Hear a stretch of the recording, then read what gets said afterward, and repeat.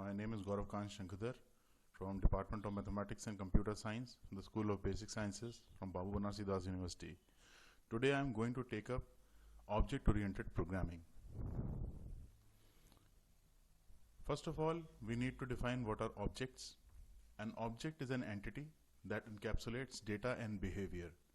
Data are the variables inside the object and behavior are the methods inside the object. You interact with the methods. The data is hidden in the object. Constructing, that is creating an object, means type, that is the data type or the class. Then the object name is equal to new type, and within parentheses we have parameters. Then calling an object's method is by writing the name of the object, then putting a dot sign, and then method name, and inside we pass the parameters. Now what are classes? A program entity that represents either a program or a module or a template for a new type of object. See, there can be many types of objects, and the grouping of objects is known as a class. For example, a ceiling fan is a class where all the types of ceiling fans are kept inside the class ceiling fan, and the instances are known as the objects of this class. In object-oriented programming, programs that perform their behavior as interactions between objects. Now when we have objects, then there are needs when different objects communicate with each other or they interact with each other. So we can interact many objects by the usage of parameter passing, that is method calls. A class has a state and a behavior. State means the variables or the attributes that the class holds. For example, if there is a person class, then name of the person, age of the person, address, mobile number, date of birth, these can be termed as the states. And what are the behavior? The functions or the methods that are used by that class are known as the methods. For example, salary, for example, his hours of working. Okay. Then what is abstraction? Abstraction is a separation between concepts and details. Objects and classes provide abstraction in programming. Now what is abstraction? Abstraction means that we have to give the required information for the relevant person, but not disclosing each and everything to everyone. So there are levels of abstraction in object-oriented programming. A simple example can be a user account. There is a root user account or a super user account who has the full privilege of that whatever data he is having, and then there can be different levels of permissions given to different levels of users. So this is an example of an abstraction. Now a class can also be said to be a blueprint where it is having state and behavior. State means current song, volume, or battery life. In the example iPod, suppose we are taking example iPod, then if the class is iPod, then the states can be current song, volume, or battery life, and the behaviors can be that are the actions that can be performed by the objects of those class that are defined inside the class. The behaviors can be power on or off. The iPod can be put on or off. Then change station or song if you want to change the wave. Then they can be change in volume, and we can also choose a random song. Okay, so these are the methods which are known as behaviors in a class, and the state represent the attributes or the variables or the fields. Now this is a blueprint of iPod. Here we are seeing that there are three different instantiations of this class iPod. First is iPod number 1, suppose, and is having as states its song being this number of miles, then volume being 17, then battery life being 2.5 hours, and the behavior are as given by the class. And so is the case with iPod 2 also. It is having states and behaviors. The states, as you can see, are changed. These are different.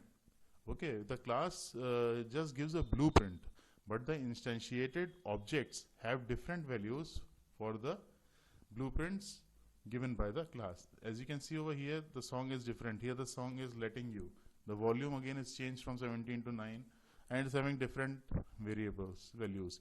Now, in case of this example, this instantiated object, iPod number 3, the states are again different and the behavior are as defined by the class. Now, what are point objects? This is just taken as an example from Java. Point objects are present in the package java.awt, and a point represents a coordinate point. Okay. The class is point, so we are making a p1 object of class point, and then we are passing 5, -2 as values to its constructor. Then we are again making a point p2 in which we are not passing any constructor values.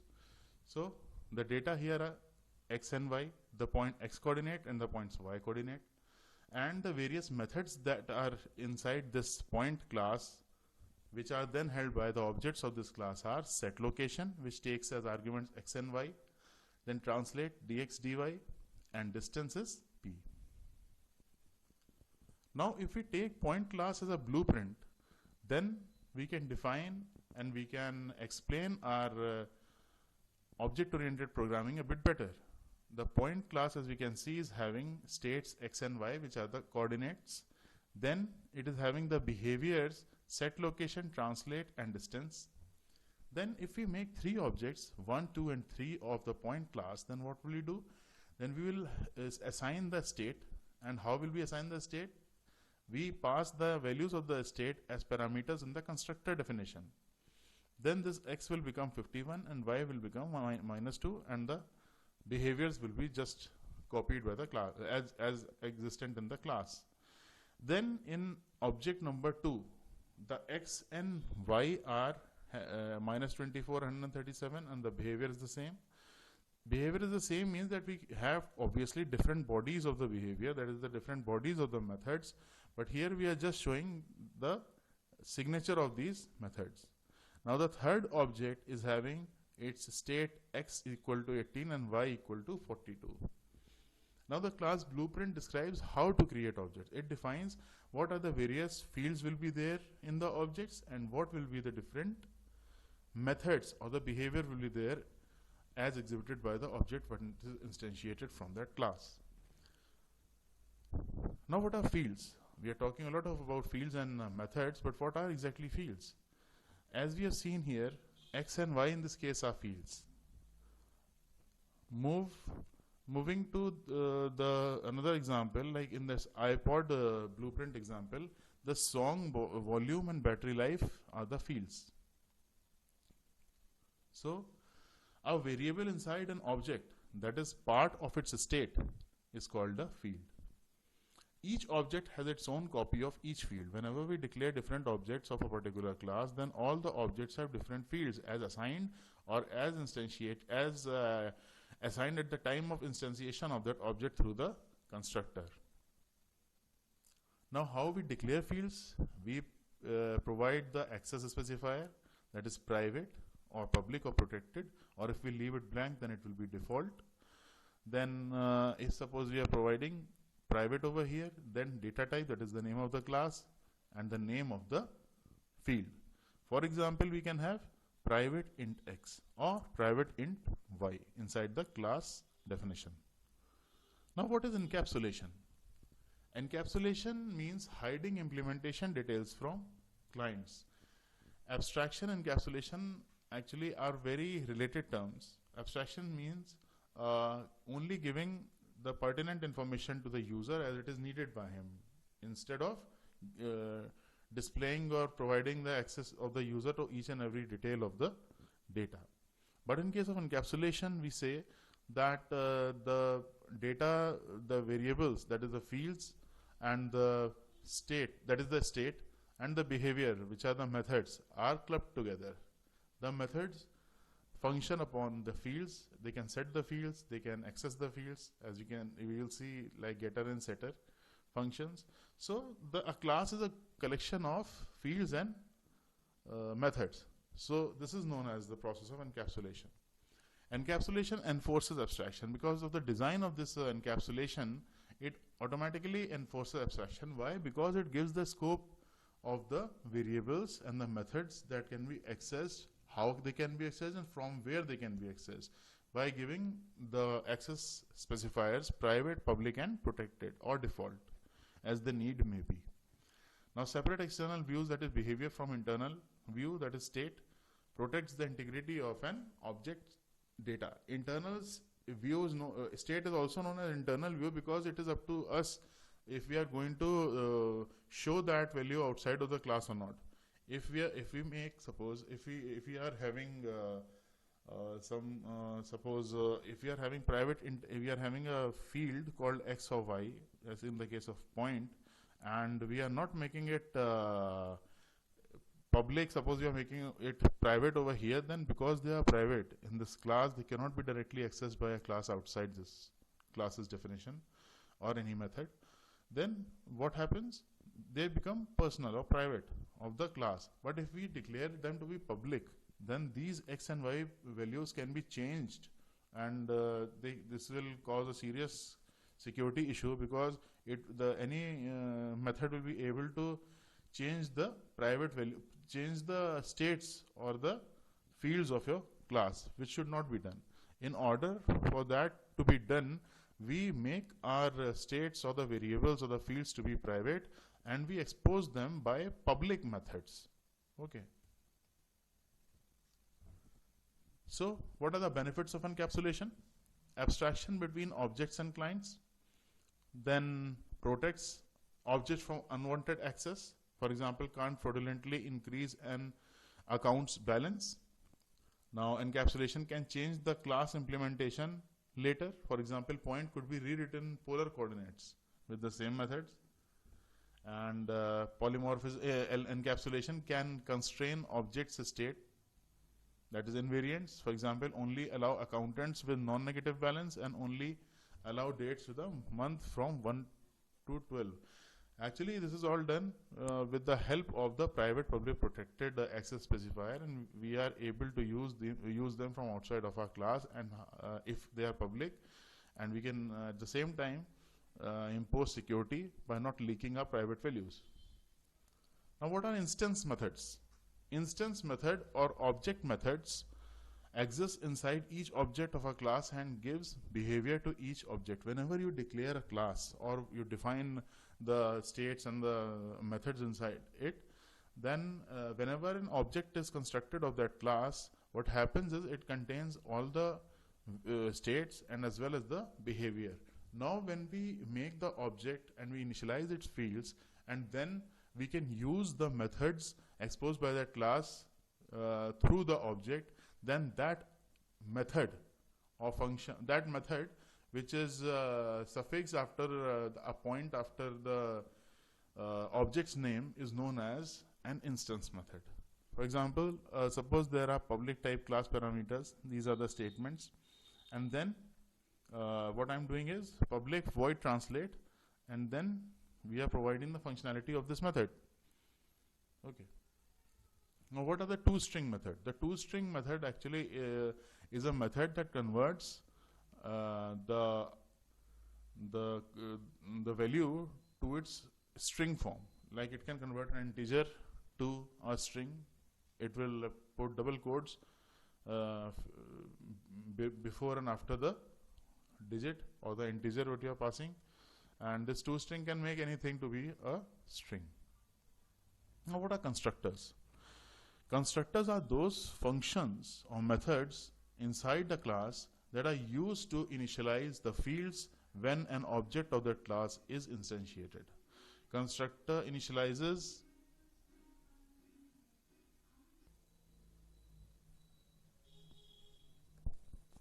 constructors initialize the state of new objects like public type parameters and statements. Then it runs when the client uses the new keyword. No return type is specified. We have no return type for a constructor. It implicitly returns the new object. Okay, public class point, private int and x and y, as we can see, and we are having a constructor called for the point class. We should notice over here that it is always public first of all, the constructor. Secondly, it doesn't return anything, so it also doesn't have any return type. Then the name of the constructor is the same as that of the class, and inside the parenthesis, the constructor has the various values or the variables that are used to initialize the fields of the class. Like here it is having initial x and initial y, and this initial x is letting x to be initialized, and then initial y is letting y to be initialized. So this is the simple code for a constructor. Then there can be multiple constructors. The multiple constructors can be made because Java follows the function overloading or the method overloading. Here we can look at the example that a point constructor with no parameters that initializes the point to 0, 0. Whenever a constructor is not given any values to initialize, or the parenthesis doesn't contain any values to initialize the values, that this is known as default constructor in this case, which is initializing the value of x and y to be 0. Now what is this keyword? Now this keyword refers to the implicit parameter inside your class, a variable that stores the object on which a method is called. So if we want to refer to some field, then we can use this dot field and call a method by this dot method with parameters, and constructor can also be called. If we want to call another constructor, then we can use this parameter. Now when we have designed objects, that they can also be compared. First of all, the double equal to operator does not work well with objects. Double equal to compares references to objects, not their state. It only produces true when you compare an object to itself. So suppose we are having two points P1 and P2. The P1 is initialized with x and y to be 5 and 3 respectively, and the other P2 is also initialized by 5 and 3. So whenever I am doing point P3 is equal to P2, then if we can see over here, P1 is having another reference for x5 and y3, then P2 is having another reference for x5 and y3, and whenever we are making P3 equals to P2, then that means P3 is now another object that is pointing to the same memory location where P2 is pointing. Now what is the equals method? The equals method compares the state of objects. If str1 dot equals str2, then system.out.println, the strings are equal. But if you write a class, its equals method behaves like double equal to. That is, if p1 dot equals p2, it will be false. Okay, and you will print equal and it will not print it. This is the default behavior we receive from the class object. Java doesn't understand how to compare new classes by default.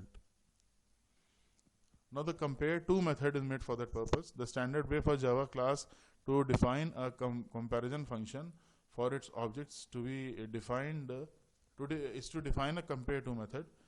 Example, in the string class there is a method public int compare to string other. Okay, suppose a call of a dot compare to b will return a value which is less than 0 if a comes before b, it's greater than 0, it returns a value that is greater than 0 if a comes after b, or 0 if a and b are considered equal in the ordering. Now how do we use compare to method? Suppose there is a string a Alice and there is a string b Bob. Okay, so if a dot compare to b is less than 0, why this condition is checking Alice is less than Bob. It is true because a comes before b, so this will return true, and these logical operations can be performed on with compare to. Now we will go to some level deep inside inheritance. Now what is inheritance? Inheritance is the phenomena in which it forms new classes based on existing ones, a way to share reuse code between two or more classes. Then superclass is the parent class which is extended, and the subclass is that which inherits behaviors from the superclass. Now the subclass also gets a copy of every field and method from superclass. Whatever we have made, anything other than private will be passed to the descendant class or the class that inherits the parent class. Is a relation is used to demonstrate the relationship between the parent class and the child class. That is, the child class is a parent class. Okay, for example, if there is a person class and through that class a new employee class is derived, then we can say employee is a person. Therefore, as you can see in this example, employee is further inherited by lawyer, secretary, and marketer. Then what is happening over here is we can see that say that lawyer is employee, secretary is employee, marketer is employee, and secretary is having legal further down the inheritance. Then legal secretary is a secretary. What is the inheritance syntax? Public class name extends superclass. Whenever you make a class, suppose lawyer, it extends employee. Therefore, lawyer is an employee, and whatever non-private variables, that is fields and methods, are there inside the employee class will be there in the lawyer as well. By extending employee, each lawyer object now receives a copy of each method from employee automatically and can be treated as an employee by client code. Lawyer can also replace override behavior from employee. Now, what is overriding? Look, polymorphism means existence of a particular thing in more than one form. Then polymorphism can be design time polymorphism, which shows early binding, and runtime polymorphism, which exhibits runtime binding or late binding. So the overloading part is of a category under design time polymorphism, and overriding is an example of runtime polymorphism. So what is overriding? To write a new version of a method in a subclass that replaces the superclass's version. No special syntax is required. Just write a new version of its subclass. For example, public class lawyer extends employee, and in public string get vacation there is a function or a method get vacation, and it is returning pink. Then what is the super keyword? If we want to call any method or property or a field from our parent class, then we can use the super keyword. If you want to call a method, we will just write super.method with parameters. That method will be executed inside the child class, and the function that is executed is actually the parent function. Then in order to call the constructor, we can use super, and within the parenthesis we can write the various parameters passed inside the constructor. Now what it will be doing? It will call the constructor of its parent, and it will pass all the parameters as passed inside the super keyword. Okay. Now as you can see in this example, the public class lawyer extends employee. Now public lawyer string name super name. What is happening over here is this public lawyer, public and the name with the that of the class name is also the constructor, is known as the constructor. Here this lawyer's constructor is accepting a string as a parameter, and then it is passing this name for in its parent constructor. Why? With the use of super keyword and passing the same value which it is getting inside the super. And we can also use we can call the method of the parent class through the super keyword. How? By using super.getSalary. This is a getSalary is a method that is defined inside the parent class. It will call this method through the child class. Now what are subclasses and fields? Now subclasses are those classes that are derived from a particular class. Like suppose there is a class lawyer which extends employee, and there is a method give raise that is accepting a double value, and what it is doing is it is adding all the amounts and keeping it inside as a sum in salary variable. Now inherited private fields and methods cannot be directly accessed by subclasses. The subclass has the field, but it can't touch it. Okay, why? Because it is declared to be private. what, as you can see over here, the salary is a private variable of its parent, and since private variable of a parent doesn't come inside the uh, groups inside the method list of the child method child class, therefore salary cannot be accessed from here, so that will return to an error. Now what are protected fields and methods? Protected type name, whenever you make a data type or a function to be or a method to be protected, then it will be accessible by the child. A protected field or method can be seen called only by the class itself and its subclass and subclasses, also by other classes in the same package, and useful for allowing selective access to inner class implementation. Like as you can see over here, class employee, there is a protected variable salary, and then if we use this particular statement, then it will not be returning any error, it will run fluently. Then inheritance and constructors. Whenever there is a multi-level inheritance or there is a single inheritance, then the constructor of the parent is initiated first, and then it will execute the initialization procedure of the child. And if there is a multi-level inheritance, then the topmost constructor of the parent, the topmost parent's constructor will be executed first, then its child, and then in turn the remaining childs. Now, how to call a superclass constructor is seen in the example. We can use the super keyword and inside the constructor of the child, and we will pass whatever value we feel like. Now, what is polymorphism? As we have seen a brief introduction some time back, like ability for the same code to be used with different types of objects and have differently with and behave differently with each. For example, system.out.println method. This method can be used to print any type of object. Okay, like integer, char, float, double, or a string, or whatever you feel. It can print anything. So this we can, in this way we can see that println is overloaded. Now, what are interfaces? Interfaces are the medium in Java through which we can perform multiple inheritance. Now, suppose we take examples of shapes. Then there are shapes like circle, rectangle, and triangle. And these are all 2D shapes. Then there are two methods which we want to perform. First of all, to calculate the perimeter and then calculate the area. Now, every shape has these, but each computes them differently because the formula for perimeter and area of a circle is different from rectangle and that of a triangle. So, first of all, there is a circle method, okay, which gives pi r square as its area and perimeter to be 2 pi r. Then there is a rectangle which has width w and height h, and its area is w into h, and perimeter is 2w plus 2h. And similarly, triangle has its own functions for calculating perimeter and area. Then what is the common behavior?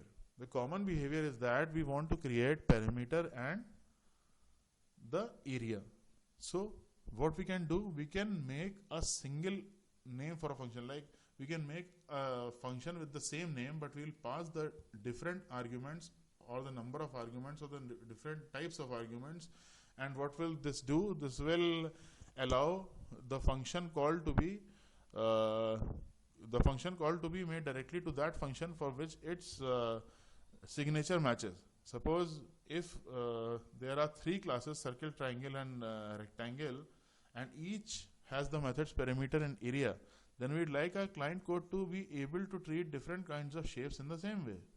Write a method that prints any shapes area and perimeter, then create an array to hold a mixture of the various shape objects. Then write a method that could return a rectangle, a circle, or a triangle, or any other kind of a shape, and making a drawing panel display many shapes on screen. And what, as you can see, that what are interfaces? A list of methods that a class can promise to implement.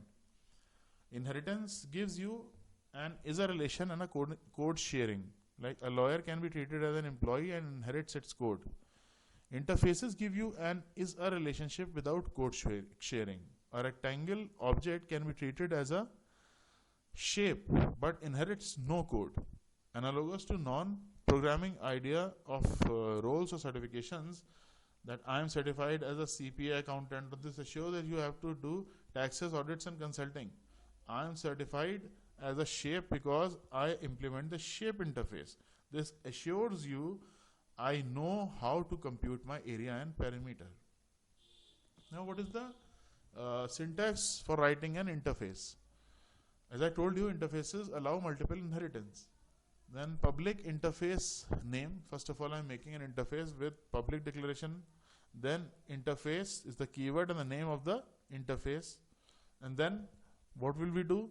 Then we will make various functions. In interfaces, we only give the method declarations, that is the signature of the methods, but we do not provide any kind of body inside any method. Whenever a class implements a particular interface, then it becomes its duty to implement that interface and give the body of each and every method that is declared inside that interface which it implements. So in this case, if we are making an interface, then writing interfaces are very easy. You have to just write public and then the type and the name. Okay, public interface name. This is the name of the interface, and then what we are doing, we are making various methods, but only providing the name of those methods. Then what will happen over here is public interface vehicle. Suppose there is an interface that is that's named vehicle, and then we are having a method get speed, and then public void set direction in direction. So these are the declarations of two methods. Then whatever class is going to implement this interface has to provide the body of these two methods, get speed and set direction. Now shape interface. Now what is a shape? As we were talking about the various areas like of a circle, of a triangle and a rectangle, then we can make the interface for it like first of all, public interface shape. The shape is the name of the interface. Then it is having two method declarations. First is public double area. This area method is going to return a double, and there is a public double parameter that returns a double. Parameter is the name of the method. Okay. So this is saved in, suppose, shape.java file. And then what will we do?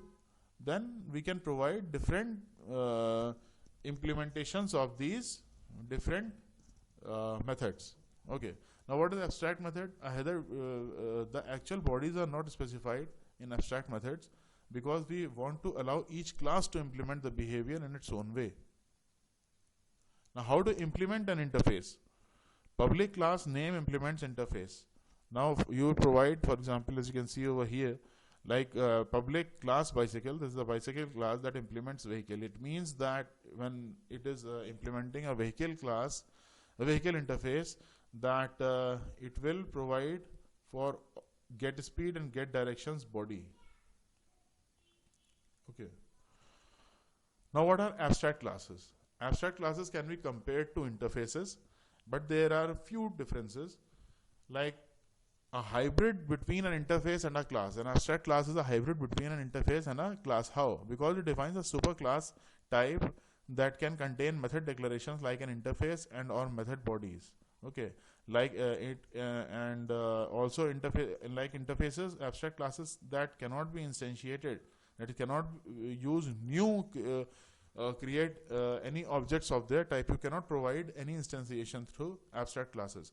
In case of abstract classes, you can derive a class from that abstract class, but you cannot provide an instantiation of that class. That is, no object can be created for the abstract class, but we can have many as our need. We can have different classes deriving from an abstract class. Okay. Now, a very good example for abstract classes is a person class. Suppose there are employees, various types of employees. There is another hierarchy for it, but all employees are deriving from the person class, because person itself is not going to be instantiated, but its derived classes can be instantiated. So what goes in an abstract class? Implementation of common state and behavior that will be inherited by subclasses, that is parent class role. Declare generic behaviors that subclasses implement, that is interface role. Now, what is the syntax of abstract class? So it is like public. Abstract is the keyword which is used to describe a abstract class. So we will put abstract before the name of the class. Okay, and then public abstract type name. A class can be abstract even if it has no abstract methods. You can create variables but not objects of the abstract type. Now, what is the difference between? You've seen a lot of similarities between abstract class and interface. Now, what is the difference between the abstract class and interface? Actually, an abstract class can do everything an interface can do, and even it can do even more. An abstract class. So, why would someone ever use an interface? First of all, Java has single inheritance or multi-level inheritance, and it can extend only one superclass. But it can implement many interfaces. Okay, whenever we are talking about classes, that is abstract class, suppose if we are using inheritance in abstract classes, then we can use either single inheritance or multi-level inheritance when we are talking about classes, including abstract class. But in case of interfaces, we can use multiple inheritance as well. But in case of classes, we cannot use multiple inheritance. Okay, so having interfaces allow a class to be a part of a hierarchy without using up its inheritance relationship. Okay, thank you very much for listening to this video.